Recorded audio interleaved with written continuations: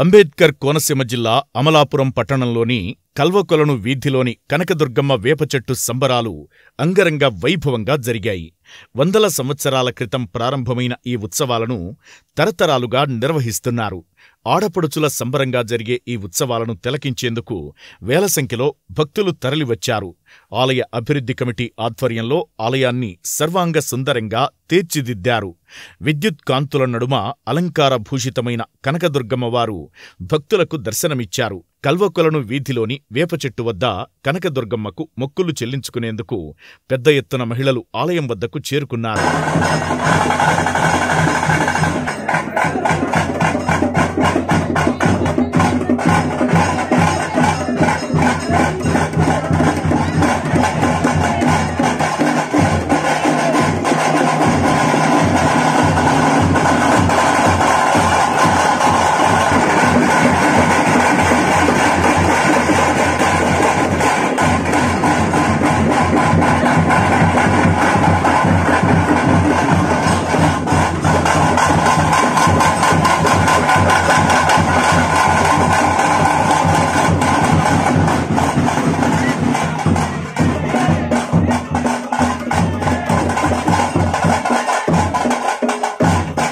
సాయంత్రం 6 గంటలకు ప్రారంభమైన సంబరం రాత్రంతా విజయవంతంగా సాగింది.